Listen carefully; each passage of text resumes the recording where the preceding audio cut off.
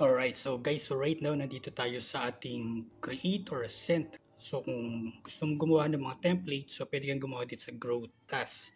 Okay, so pwede mo i-click yung Post Trending Template, so kaya yung Post from Creation Task. Or dito sa ilalim, makikita mo dyan yung mga Creation Task. Okay? So click mo lang yung See More, but for now, i-click ko muna itong Post from Creation Task. Okay, so sabi dito, kailangan ko raw pumili ng creation task at submit templates with 10 exports. Kung naka 10 exports ka, then magkakaroon ka ng 5 points per time. So, ibig sabihin, pagka na-kompleto mo yun, meron kang additional na 5 points. Okay? So, click lang natin itong arrow na to. Then, after that, dito makita mo mga standard tasks na trending ngayon. Okay? So, dito, nagawa ko na yung itong tatlo. So, dito tayo ngayon sa 2 choppers. So, i-click nyo lang yan. Tapos, meron ditong instruction. Sabi dito, maglagay ng photo ng bata pa plus gumamit ng transition o isabay-sabit para sa reveal ng glow-up photo plus maglagay ng text o lyrics overlay plus gamitin ng kaparehong music. Ayan. So, ito yung time frame nitong task na to na pwede natin gawin. Tapos, meron kang makita dito sample. So, pwede mong panoorin itong dalawang sample na to.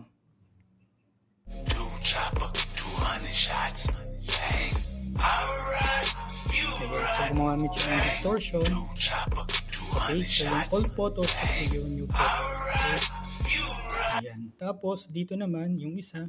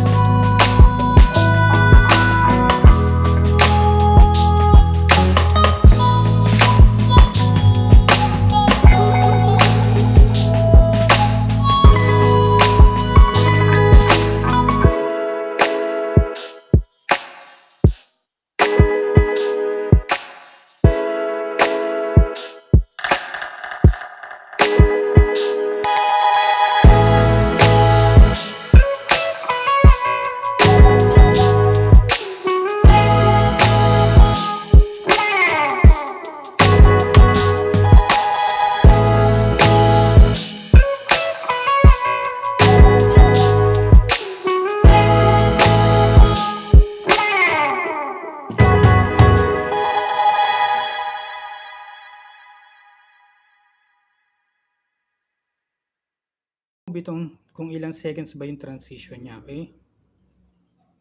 So, gawin natin 0.5, 0.7, tapos, so dahil ito all photo, so pwede natin gamitan ng retro, okay? So, anime, so pwede natin gamitan ng mga animation dito.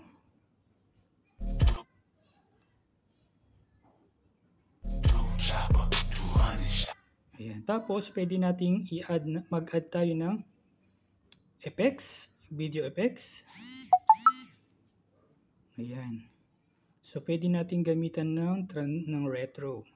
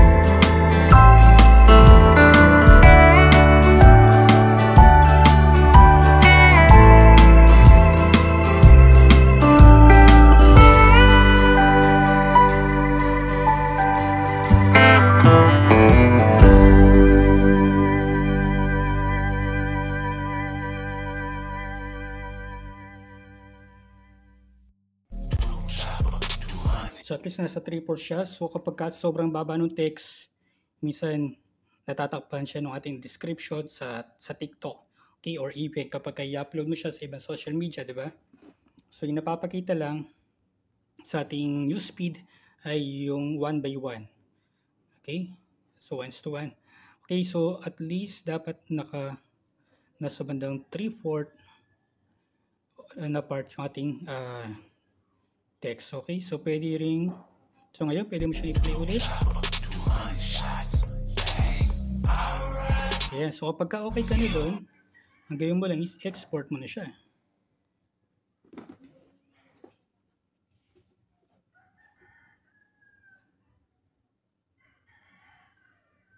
So once na-export mo na siya, click mo ngayon yung post as template.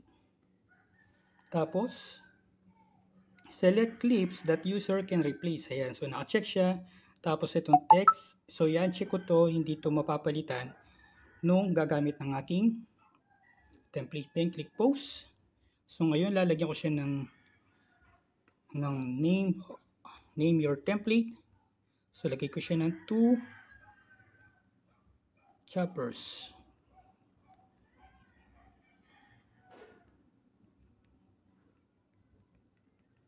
Ayan. So lagyan ko rin siya ng Marian Rivera. Ayan. Trending CapCut template. Ayan. Tapos click mo lang yung select cover para magawa mo siya ng thumbnail. Okay, so ayan. So isa-select ko dito si Marian.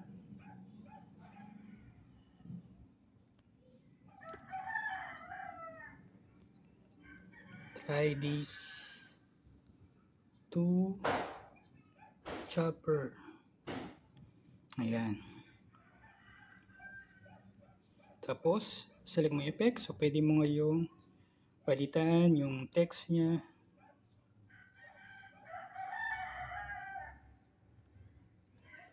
So, palitan mo rin yung font. Yung mag-stand out yung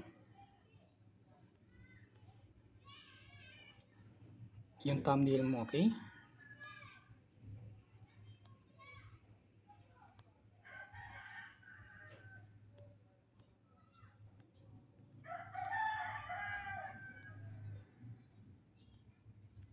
Ayan. Tapos, save. And after that, i-click ko na ngayon yung post. So, after that, creating a template. So, kailangan wag mong i-close or ilalak yung screen mo. Okay? So, hintayin mo siya na matapos. So, kailangan malaki yung space ng phone mo para mas mabilis yung pag-create ng template. Ayan. So, after that, i-share to TikTok mo siya. Okay? So, make sure na naka-open yung TikTok mo.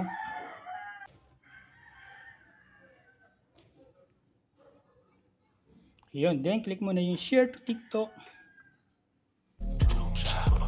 Ayan. So, pwede mo rin palitan dito yung music. Okay? Pwede ka mag-add sound if you want. Pwede mong lagyan ng text pa dito. Okay? So, it's up to you. Then, click mo lang yung next. Then, lagyan mo siya ng description.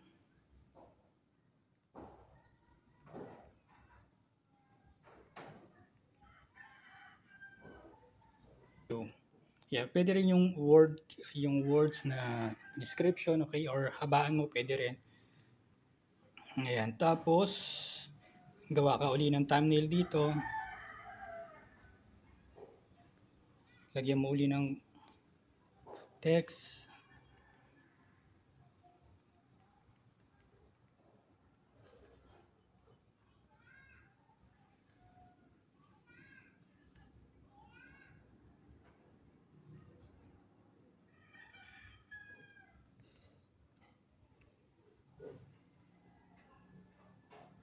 Then click mo yung save. Then after that, i-post mo na siya. It's summertime. 200 shots. Ayan. Alright, you right. So, kailangan mag-browse ka ngayon dito sa home para makita rin nila yung post mo. Okay, so mag-viral yung video mo dito sa TikTok. Okay, so balik tayo ngayon dito sa CapCut. Then click mo lang yung done. Ayan, so balik tayo ngayon dito sa ating profile. Ayan, so makita mo siya dyan. So publish na siya. So minsan, under review siya, i-review siya, okay, ni CapCut. So wait mo lang siya na ma-approve yung template mo, okay? So after that, pwede mo na rin i-copy itong link ng yung template. So click mo lang yung tatlong dot. Ayan, copy link. Ayan, pwede mo nang i-share din sa ibang social media platform. Okay, so pwede mong i-upload. So automatic kasi nasa-save na rin yung itong template na to sa yung phone na wala siyang watermark. Okay, so yun yung gamitin mo na pang-upload sa yung ibang social media platform. Okay, so pwede mo yung i-upload sa yung story, then add link mo yung template. Okay, so ganun lang po kasimple ang paggawa ng template.